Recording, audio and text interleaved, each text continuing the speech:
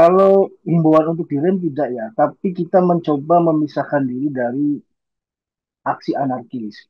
Jadi kita fokus terhadap isu-isu yang substansial agar kawan-kawan di bawah itu tidak terpengaruh untuk ikut terhadap kegiatan-kegiatan anarkis. Itu yang menurut saya harus pemerintah camkan bahwa kondisi ekonomi itu adalah basis dari segala macam situasi psikologis, kemarahan dan sebagainya.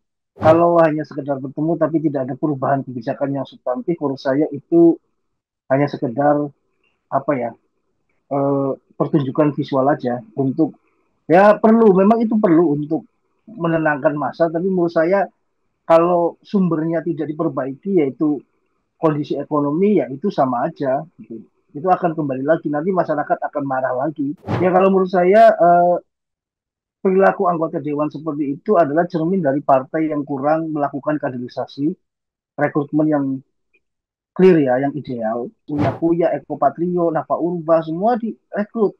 Bukan tidak mementingkan kompetensi dan integritas. Mereka itu hanya populer, bisa memperoleh suara dengan banyak, akhirnya mendapatkan kursi. Itu yang disebut sebagai kita berada dalam jeruji elektoralisme.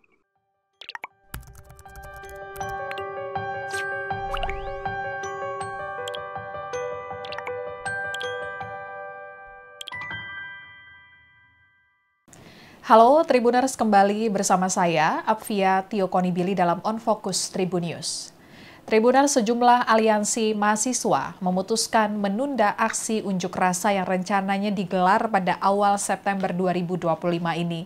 Seperti yang diketahui Tribuners, pada minggu lalu, di akhir Agustus 2025, sejumlah elemen masyarakat, mulai dari mahasiswa hingga buruh melakukan aksi unjuk rasa, memprotes sejumlah kebijakan pemerintah. Demo tersebut diantaranya memprotes besarnya gaji yang diterima oleh anggota DPR RI yang dinilai tidak sensitif terhadap kondisi perekonomian masyarakat saat ini. Dan aksi demonstrasi pada akhir Agustus 2025 kemarin memanas sebagai perlawanan terhadap tindakan represif aparat keamanan usai jatuhnya korban jiwa akibat kericuhan antara aparat keamanan dengan pendemo dalam sejumlah aksi demonstrasi. Sementara itu terkait dengan rencana aksi unjuk rasa mahasiswa terkini, kita akan bergabung dengan aktivis Gerakan Mahasiswa Nasional Indonesia GMNI, Arjuna Putra Aldino. Selamat sore, Kak. Iya Mas, mau update dari GMNI, apakah juga ada rencana untuk kembali melakukan aksi demo di awal September ini atau memutuskan untuk menunda rencana aksi demo tersebut, Mas? Ya, kalau kami kemarin sudah mengeluarkan seruan untuk pertama mengingatkan kawan-kawan yang ada di kabupaten kota maupun di provinsi untuk menjaga kemurnian, gerakan, aksi, dan juga fokus terhadap tuntutan yang pro rakyat. Banyak hal yang harus kita perjuangkan seperti Satker PHK, buruh yang memang sekarang lagi masif, kemudian beberapa undang-undang yang substansial seperti undang-undang tenaga kerja perempuan atau pekerja migran perempuan.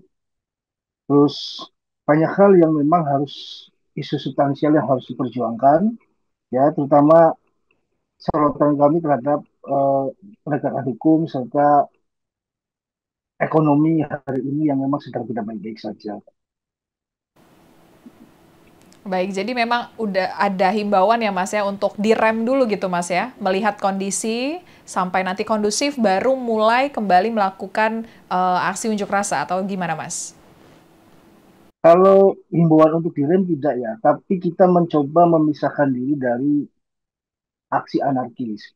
Jadi kita fokus terhadap isu-isu yang substansial agar kawan-kawan di bawah itu tidak terpengaruh untuk ikut terhadap kegiatan-kegiatan anarkis. Karena eh, berita yang terbaru ada aktivis masyarakat sipil yang juga ditengarai ditangkap oleh penegak hukum karena soal isu-isu perusuh dan sebagainya sebagai dalam perusuh, maka kami menginginkan kami tidak mau terlibat dalam aksi-aksi anarkis dan fokus terhadap isu-isu kerakyatan yang substansial. Nah, jadi hanya sekedar ingin memisahkan terhadap aksi anarkis itu. Kita ingin membuktikan bahwa kita juga membawa kemurnian gerakan. Mas, kemudian kemarin update-nya di hari Senin kemarin ya Mas ya, 1 September 2025 GMN ini sempat melakukan aksi unjuk rasa pasca kericuhan demo di depan DPR. Ini saya ingat ada 10 tuntutan yang disuarakan. Apakah sudah ada audiensi Mas dengan para anggota DPR atau seperti apa Mas? Ya, kalau bagi kami audiensi atau tidak itu tidak penting ya menurut saya. Karena kalau audiensi itu tidak ada hasil dari perubahan kebijakan itu menurut saya itu hanya sekedar gimmick ya. Menurut saya yang terpenting adalah hari ini DPR dan pemerintah dengarkan suara rakyat terutama terkait hal-hal misalnya ya ekonomi rakyat yang sedang menderita ya kan, kelas menengah menurun, gaji UMR juga tidak naik-naik, di lain sisi inflasi juga semakin tinggi, efisiensi yang dijalankan juga tidak menyasar kepada pejabat, tapi cenderung ke bawah, ya kan? Nah itu yang menurut saya isu-isu yang perlu segera pemerintah tindak lanjuti. Karena isu-isu yang seperti itu akan menciptakan lubang yang menganga celah untuk siap orang untuk memprovokasi ya kan beberapa pihak yang mungkin ya haus kekuasaan ya atau ingin punya prospek-prospek kekuasaan atau tujuan kekuasaan kepentingan kekuasaan yang untuk mengambil alih negara atau pemerintahan itu yang menurut saya harus pemerintah camkan bahwa kondisi ekonomi itu adalah basis dari segala macam situasi psikologis kemarahan dan sebagainya gitu Pak. Baik, Mas, kemudian ini update terbaru ya Mas ya, 3 September 2025 sore ini elemen mahasiswa dari Badan Eksekutif Mahasiswa hingga organisasi aktivis sejumlah kampus di Indonesia beraudiensi dengan para pimpinan DPR RI. Apakah ini GMNI turut di dalamnya dan apakah ada sounding terkait dengan hasil pembicaraan dengan para anggota Dewan, Mas? Kami memilih untuk fokus terhadap isu-isu yang memang basic ya, terutama terhadap basic kebutuhan pokok masyarakat, basic needs, ya, terutama terkait pengelolaan anggaran, alokasi yang menurut saya hal-hal yang terkait tentang kerakyatan atau kebutuhan-kebutuhan primer masyarakat itu tidak mengalami efisiensi. Yang harus diefisiensi adalah kebutuhan-kebutuhan para pejabat ya, kayak gaji tunjangan itu harus segera diturunkan, diefisiensikan karena itu yang boros. Sedangkan untuk kehidupan publik, pelayanan publik, terutama untuk kesehatan, pendidikan itu jangan dipotong. Nah, itu karena kebutuhan dasar masyarakat itu bisa menurunkan ekonomi dan gerak pertumbuhan ekonomi itu sendiri. Nah, kalau menurut saya soal kita bertemu DPR enggak, kita merasa itu bukan substansi dari gerakan, karena substansi dari gerakan itu adalah pemerintah mau mendengar dan mau mengubah kebijakannya. Kalau hanya sekedar bertemu tapi tidak ada perubahan kebijakan yang substantif, menurut saya itu hanya sekedar apa ya pertunjukan visual aja untuk ya perlu, memang itu perlu untuk menenangkan massa, tapi menurut saya kalau sumbernya tidak diperbaiki yaitu kondisi ekonomi ya itu sama aja gitu. Itu akan kembali lagi nanti masyarakat akan marah lagi kalau seperti itu terus. Tuntutan yang saat ini paling didesak ke DPR ya Mas ya, terkait dengan gaji tentunya karena tadi mention harusnya yang diefisiensi nih anggaran-anggaran nggak penting di pemerintah, itu berarti terkait dengan ekonomi saat ini ya Mas ya? Ya, pertama itu ekonomi. Kedua, penguasaan sumber daya alam juga penting, Mbak. Karena gini, hari ini kita tahu bahwa penguasaan sumber daya alam itu dikuasai oleh segelintir kroni. Dan kita tahu itu kroni dari pemerintahan sebelumnya yang mewarisi utang, mewarisi konflik sumber daya, pelanggaran hak asasi manusia. Itu yang harus segera dirubah oleh Pak Prabowo, menurut saya. Nah, Pak Presiden, mohon tolong segera disiplinkan penguasaan sumber daya alam yang menyakiti hati rakyat. Ya, banyak penguasaan semua sumber daya alam yang keuntungannya itu tidak dinikmati oleh masyarakat. Pak Presiden sendiri sudah menyampaikan bahwa hal ini itu adalah ekonomi vampir atau penghisapan. Beliau kan selalu ngomong seperti itu. Ini serakonomik. Nah ini yang harus kita basmi, serakonomik ini. Dan itu adalah warisan dari pemerintahan sebelumnya. Pemerintahan sebelumnya juga mewarisi utang. Nah ini kondisi ekonomi kita yang berat ini juga karena warisan hutang pemerintahan sebelumnya. Baik-baik, Mas. Kemudian kalau kita mengikuti update terbaru, ada 5 anggota DPR yang akhirnya dinonaktifkan karena sikap pernyataan mereka nih merendahkan masyarakat gitu ya, Mas ya. Ini tanggapannya seperti apa dari GMNI, Mas? Ya kalau menurut saya perilaku anggota dewan seperti itu adalah cermin dari partai yang kurang melakukan kaderisasi, rekrutmen yang clear ya, yang ideal. Seharusnya yang kita sasar itu adalah rekrutmen dan kaderisasi partai politik. Tidak hanya sekedar dinonaktif, tapi ada perbaikan struktural dari kaderisasi dan rekrutmen partai politik. Hari ini partai politik hanya mengejar suara dan kursi. Mau nggak mau orang yang punya popularitas seperti artis, Uya Kuya, Eko Patrio, Nafa Urba, semua direkrut. Bukan tidak mementingkan kompetensi dan integritas. Mereka itu hanya populer, bisa memperoleh suara dengan banyak, akhirnya mendapatkan kursi. Itu yang disebut sebagai kita berada dalam jeruji elektoralisme. Ini yang bahaya, Mbak, menurut saya. Politik 5 tahunan yang hanya mementingkan elektoralisme, mereka-mereka artis semua dipajang di parlemen karena partai punya kebutuhan yang mendesak untuk meningkatkan atau mempertahankan suara atau parliamentary threshold, dan kita tahu itu membutuhkan popularitas dan dana yang besar. Maka yang masuk adalah artis kalau tidak pengusaha. Oke, apakah cukup Mas dinonaktifkan saja atau menurut GMNI apa saja hal-hal yang bisa meredakan situasi saat ini, Mas? Ya kalau menurut saya yang harus direformasi total itu partai politiknya sih, kaderisasi partainya. Artinya partai itu sudah gagal, Mbak. Jadi mereka itu tidak melihat orang yang punya kapasitas bisa memperjuangkan aspirasi rakyat, tapi yang hanya bisa memperoleh suara dengan banyak. Itu masuknya Eko Patrio, Uya Kuya, apa karena dia punya kapasitas, integritas untuk memperjuangkan suara rakyat? Saya kira tidak. Apalagi misalnya Nafa Urbang, enggak, karena dia populer, karena dia artis, kayak dia punya modal sosial, karena dia terkenal, dikenal oleh masyarakat. Hanya itu. Untuk bicara soal apa sih perjuangan mereka selama ini di DPR yang sudah substansial dalam UU pembelaan dalam rakyat kecil, saya kira biasa-biasa saja, tidak ada hal yang signifikan gitu. Nah inilah menurut saya partai di sini gagal untuk melakukan kaderisasi dan rekrutmen. Nah menurut saya tidak cukup hanya sekedar nonaktif, tapi partainya yang harus dirubah. Bagaimana caranya mekanisme kaderisasi partai dan rekrutmen kita evaluasi betul gitu loh. Nah kalau misalnya kita melihat pemilihan misalnya, bagaimana dengan kita tidak memilih anggota dewan itu lagi ke depan. Masalahnya yang ditawarkan oleh partai politik itu hanya itu saja. Gitu. Apakah ada opsi lain selain mereka yang lebih baik? Saya kira pun itu sedikit. Karena apa? Kaderisasi partai dan rekrutmennya yang orientasinya adalah hanya suara. Gitu. Hanya seperti mempertahankan suara, kalau bisa memperbanyak. Itu dengan merekrut sebanyak-banyaknya orang yang terkenal, populer, artis, ya, orang yang punya follower banyak kayak Raffi Ahmad dan sebagainya, semua menjadi ujung tombak politik kita hari ini kan seperti itu. Tiba-tiba Raffi Ahmad menjadi staf khusus presiden, gitu. Nah, atau siapa yang ya itu terkenal influencer. Nah, itu kan karena politik kita itu sudah sangat elektoralisme, dan itu penyakit menurut saya. Itu seharusnya tidak, demokrasi tidak seperti itu menurut saya. Jadi aksi demonstrasi ini juga buntut panjang dari partai yang kaderisasinya salah ya Mas ya? Salah dan keliru. Ya, maksudnya sangat salah total karena mereka itu terjebak dalam eh, perlombaan elektoral yang tidak substansial akhirnya.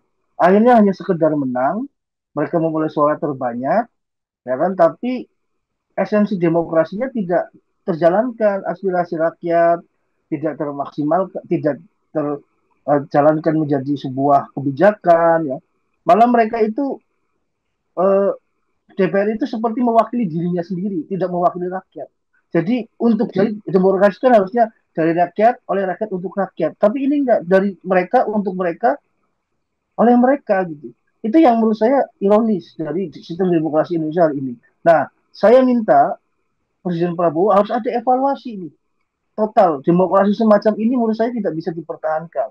Demokrasi yang sudah padat modal dan padat popularitas, ya kan, hanya mementingkan uh, popularitas dan uh, padatnya modal lah. Itu menurut saya semakin lama semakin jauh dari kehidupan masyarakat kecil yang mereka sehari-hari hidup dalam kesulitan, sudah sulit, dipalak, ya kan, ada pungli, di nyari kerja susah, ya kan, kalau sudah lulus S1 nyari kerja susah, udah sekolah capek-capek nyari kerja susah, mereka harus kabur ke luar negeri. Nah, itu yang menurut saya harus dievaluasi. Kalau kita seperti ini terus, maka nggak menutup kemungkinan kita seperti Bangladesh, itu kacau negaranya seperti negara-negara Afrika yang lain gitu.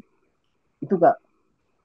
Oke, baik Mas. Nah, terkait dengan penonaktifan tadi, ini kan akan menjadi proses panjang lagi ya Mas ya ke belakangnya. Nanti mungkin ada pengajuan PAW dari partainya untuk anggota DPR. Nah, ini apa yang diharapkan dari GMNI untuk para pengganti Ahmad Sahroni CS? Karena tadi Mas juga udah mention kalau misalnya ini ada kegagalan kaderisasi dari partai.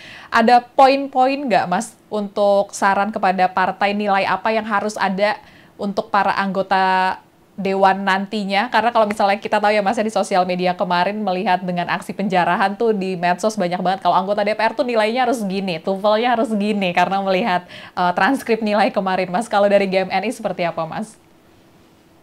Ya, yang bisa melakukan penilaian itu harusnya partai politik. Karena partai politik harusnya masing-masing punya ideologinya sendiri-sendiri. Masalahnya hari ini partai politik kita tidak punya ideologi. Ideologinya hanya elektoral. Itu yang salah. Sekali lagi kita harus kembali ke basisnya bahwa partai politik ini tidak punya ideologi. Harusnya kan dievaluasi berdasarkan ideologi. Misalnya ideologi mereka adalah misalnya ya memperjuangkan rakyat miskin. Nah, itu yang menjadi tolak ukur. Apakah anggota dewan mereka sudah berhasil mengeluarkan kebijakan-kebijakan undang-undang yang pro rakyat miskin, atau misalnya menghalau undang-undang yang merugikan rakyat miskin. Nah, itu ukurannya jelas.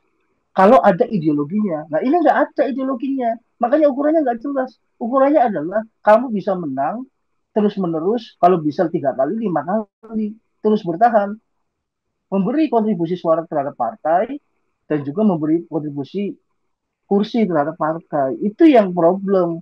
Kalau kita kasih ukuran TOEFL dan sebagainya, itu menurut saya tidak menjamin bahwa mereka akan bekerja lebih baik.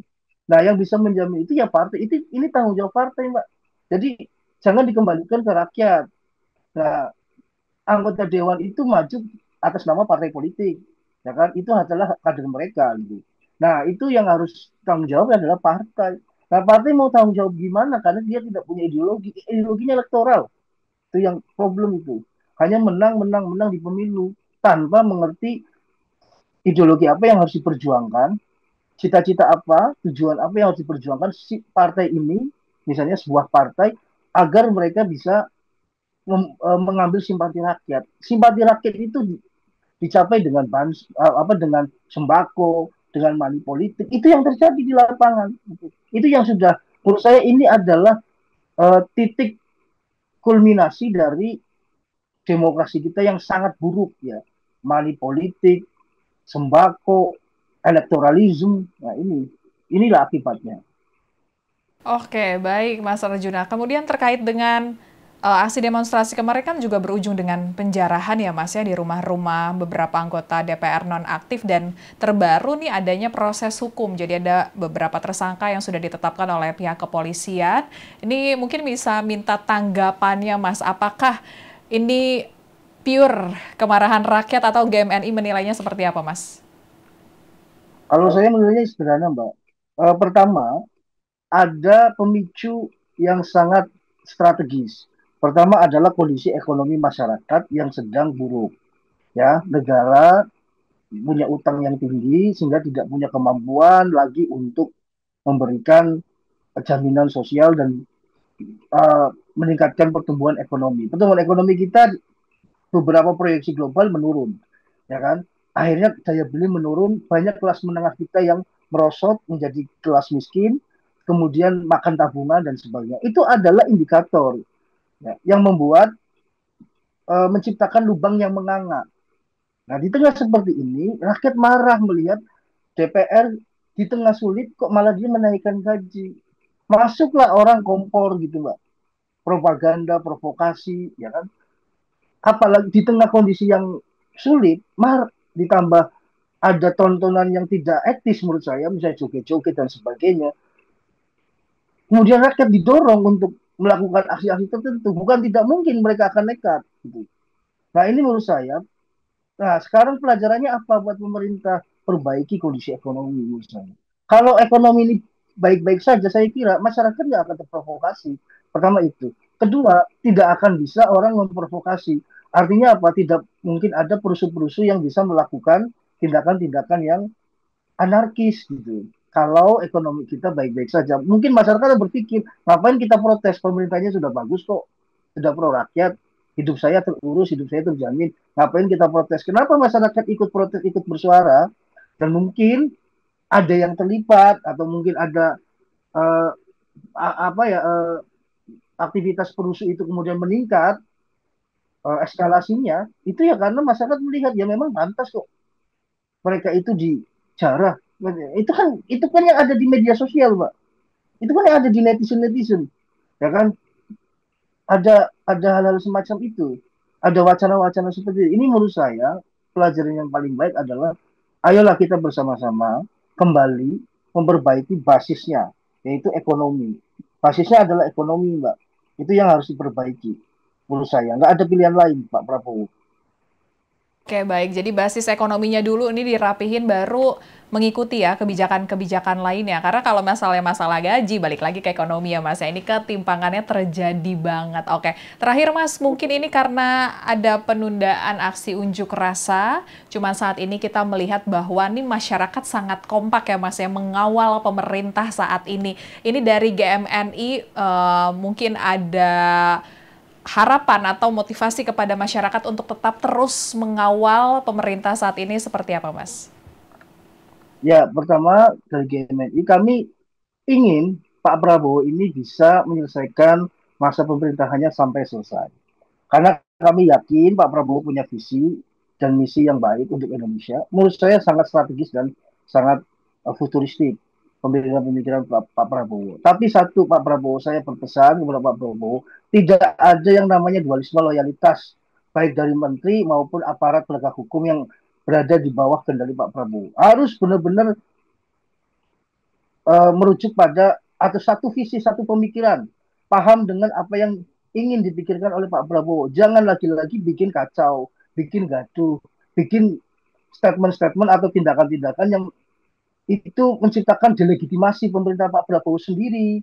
Itu loh. Itu yang harus ditertibkan. Jangan menteri-menteri aparat-aparat ini menciptakan delegitimasi kepada pemerintah Pak Prabowo. Nanti pemerintah Pak Prabowo nggak dipercaya publik. Sehingga apapun yang dia lakukan dianggap salah. Tuh. Ini yang menurut saya harus fair. Dan menurut saya sebut saja misalnya orang-orang yang terindikasi misalnya masih loyal terhadap presiden sebelumnya, ya, menurut saya sudahlah, kita ini fair. Ini sekarang pemerintahan Pak Prabowo. Kita harus melihat visi misi presiden hari ini, yaitu Pak Prabowo. Yang sudah ya sudah, Pak Jokowi itu sudah selesai. Jangan lagi ingin terus-menerus menguasai, terus-menerus ingin berperan. Udahlah kita berbagi. Demokrasi kan kita berbagi. Gitu loh. Biarkanlah Pak Prabowo dengan timnya yang bekerja gitu loh. Jangan kembali dirusui terus, diributin terus, dibikin delegitimasi terus gitu. Ini yang menurut saya nggak baik, Mbak. Itu kan kita nggak mau negara ini kacau. Tolonglah eh, orang-orang Pak Jokowi yang ada di kabinet saat ini memikirkanlah kepentingan bangsa. Jangan mementingkan gengnya sendiri, kelompoknya sendiri. Udahlah, biarkan Pak Prabowo ini bekerja dengan baik. Jalankan visinya, baru kita kemudian evaluasi nanti kita nilai. Tidak fair juga gitu loh. Belum melakukan apa-apa sudah didelegitimasi seperti ini menurut saya. Ini menurut saya ini nggak baik untuk bangsa, Mbak. Walaupun GMNI misalnya ya tidak mendukung Pak Prabowo atau tidak sepakat dengan beberapa hal dengan Prabowo, tapi kita tidak mau bangsa ini kacau gara-gara ada satu dua orang yang ingin punya kepentingan kekuasaan untuk dirinya sendiri dan keluarganya. Menurut saya udahlah, biarkan Pak Prabowo ini menjalankan pemerintah ini. Setelah dia menjalankan, nanti kita evaluasi, kita kritik nanti. Dan itu fair menurut saya. Jangan dihalang-halangi, jangan mencoba didelegitimasi, jangan digembosi dan sebagainya. Menurut saya itu nggak baik buat bangsa kita ke depan. Itu Mbak. Oke.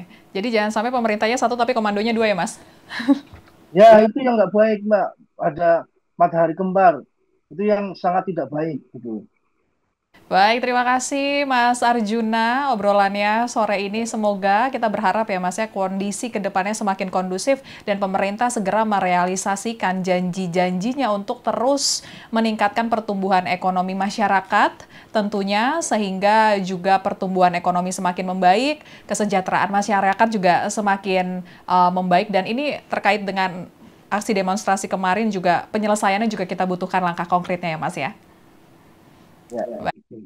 Mas Arjuna pembicaraannya dan Tribuners itulah pembicaraan di On Focus malam ini. Berita terupdate lainnya dapat Anda saksikan di kanal YouTube Tribun News. Saya Apvia Tiokoni pamit undur diri, sampai jumpa.